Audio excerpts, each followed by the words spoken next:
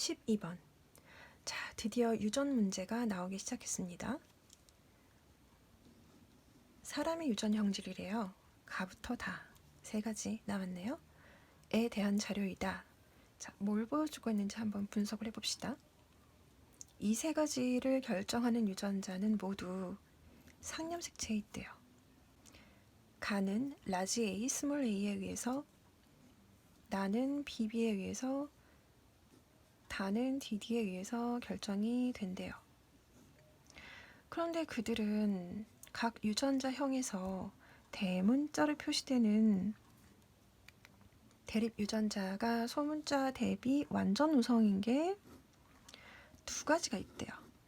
여기서 주의할 점, 대문자라는 글자를 보자마자 나 이거 다인자야 라고 생각을 해버리는 학생들이 있을 수 있는데, 잘 보세요. 개수 얘기 말하지 않았어요? 완전 우성이라고 했지. 그러니까 이건 멘델의 유전 법칙에서 보았던 우성열성, 그냥 그게 적용된다는 그거예요. 속지 맙시다. 나머지 한 형질을 결정하는 대립 유전자 사이의 우열관계는 분명치 않고, 그리고 세 가지 유전자형에 따른 표현형이 모두 다르대요. 얘는 당연히 빼박 중간 유전이죠. 자, 그러니까 얘를 그냥 멘델의 일반 유전이라고 부르겠습니다. 멘델의 일반 유전이 두 가지이고, 그게 뭔지는 가나다 중에 알려지지 않았고, 나머지 하나는 중간 유전이다, 이 말을 하고 있어요.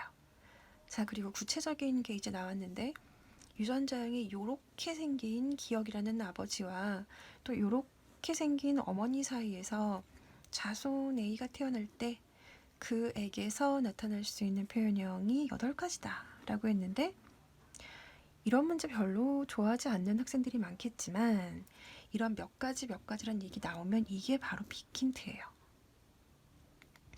자, 보면 형질이 3가지였기 때문에 그걸 결정하는 유전자도 3쌍이었어요. 그런데 이렇게 생긴 부모 사이에 자손의 표현형이 총 8가지래요. 그러면 아무래도 가와 나와 다에서 각각 두 가지가 태어나겠구나 라고 생각하기가 가장 쉽죠. 뭐 2 곱하기 4거나 이렇게 끊어지는 것보다는 2가 가장 합리적인 추론이에요. 자, 굳이 왠지를 말을 하고 넘어가자면은, 만약에 2 곱하기 2가 아니라 2 곱하기 4라고 치자면 4개의 자손의 표현이 나타나는 어떤 연관된 두 형질이 있어야겠죠. 근데 우리가 알기로 상인이거나 상반이면, 만약에 상인이면 자손의 표현형이 3대 0대 0대 1로 2가지였고, 하나 둘. 상반이면 2대 1대 1대 0으로 3가지였죠. 그러니까 어떻게 해도 이 4라는 숫자가 나오기가 불가능해 보이죠. 지금은 혹시 모를 헷갈린 학생들을 위해서 말을 해줬지만, 이 정도는 이제 수능을 볼 때쯤에는 많이 풀어봐서 보자마자 이거 아니다, 이거다 라고 나올 수 있어야 돼요. 자, 그래서 문제를 보니까 이 자손 A에서 형질 가다 중에 적어도 최소한이라는 거죠.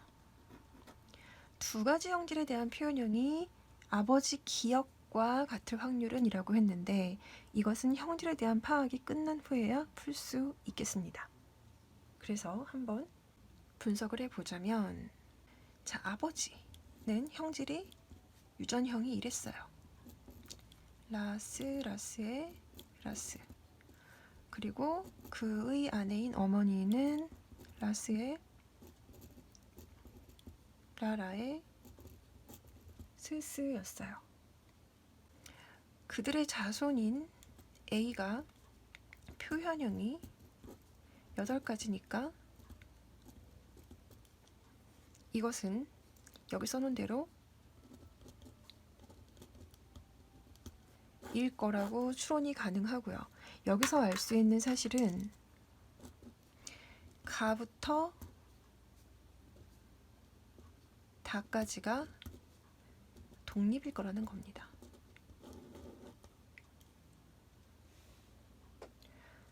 그리고 우리는 이 중에서 어떤 게 중간 유전이고 어떤 게 멘델의 일반 유전인지를 알아내야 돼요. 그렇다면 누가 중간 유전일 때, 그러니까 가나다 중에 어떤 게 중간 유전일 때 이게 가능한지를 맞춰봐야겠죠. 그래서 한번 보면, 자, 아버지, 어머니, 가에서 이제 나에서 아버지, 잘못 썼네요. 아버지, 어머니, 그리고 다에서 아버지, 어머니.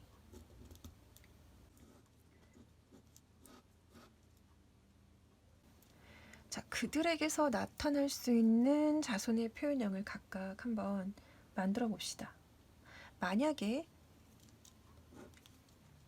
우열이 분명한 일반 유전이라면, 만약에 중간 유전이라면, 두 가지 가정을 해놓고 한번 볼게요. 만약에 가가 우열이 분명한 유전이라면 자손의 표현형의 가지수는 두 가지일 거예요. 왜냐하면 라지 A가 들어간 거 그리고 스몰 a끼리만 있는 거. 나아가 우열이 분명한 유전이라면 이들의 자손의 표현형은 한 가지일 거예요. 왜냐하면 어떤 경우에도 다 라지 B가 들어가니까. 다가 우열이 분명한 유전이라면 자손의 표현형의 가지수는 두 가지일 거예요. 라지 스몰이어서 라지밖에 겉으로 안 보이는 그런 경우가 있을 거고 스몰 스몰끼리 나타나는 경우가 있을 테니까. 자, 같은 방식으로 만약에 가가 중간 유전이라면 하고 따져보면 이 경우에는 자손의 표현형이 세 가지가 나와요. 혹시 모를 왜요? 하는 학생을 위해서 말해주자면 라지 A, 라지 A가 있을 것이고 라지 A, 스몰 A가 있을 것이고 스몰 A, 스몰 A가 있겠죠. 중간 유전은 유전자형에 따라서 표현형이 모두 다르니까 세 가지라고 할 수가 있겠죠. 자, 같은 방식으로 나가 만약에 중간 유전이라면 자손은 두 가지 표현형을 가질 것이고 다가 중간 유전이라면 또한 자손은 두 가지 표현형을 가질 겁니다. 한 번씩 해보세요. 표현형이 어떻게 나오는지. 얘는 이거 아니면 이게 나오고 얘는 이거 아니면 이게 나오니까.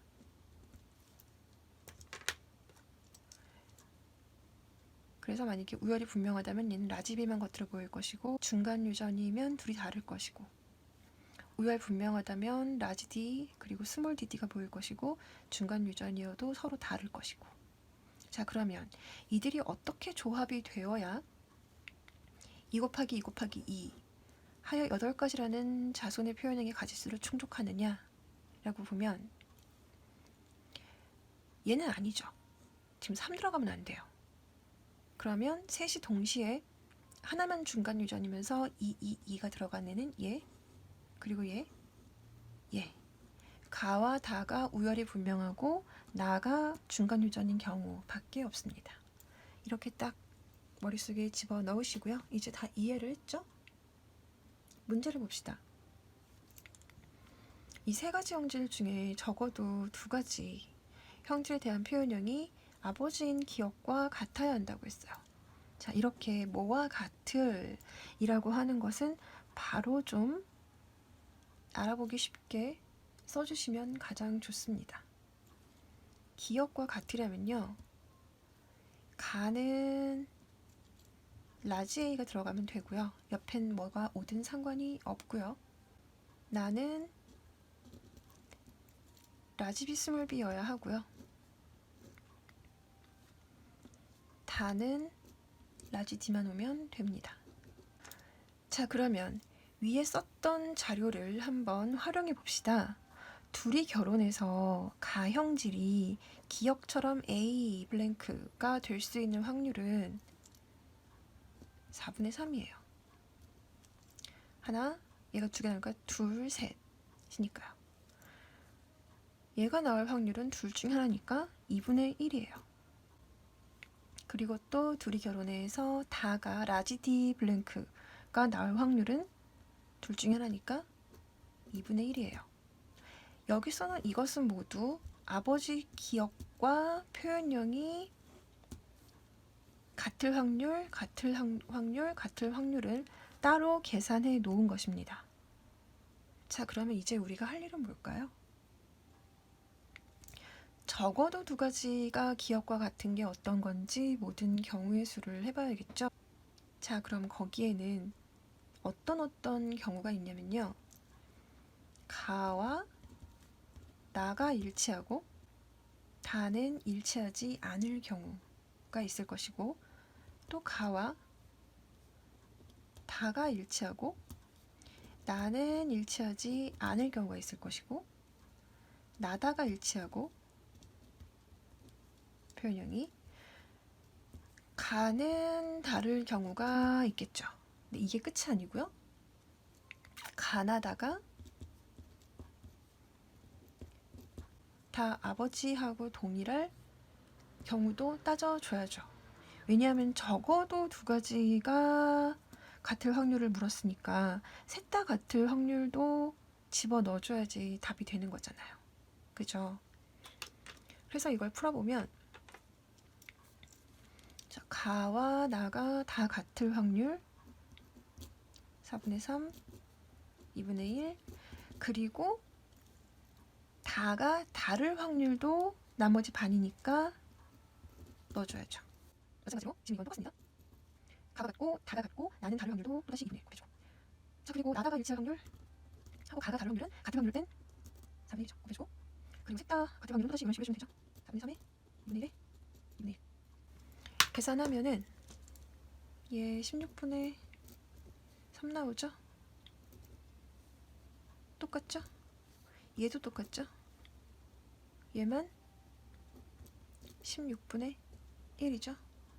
이걸 계산하면 16분의 3, 1이니까 16분의 10이고요. 약분하면 8분의 5가 나옵니다.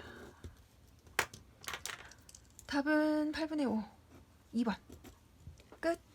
이렇게 풀었습니다.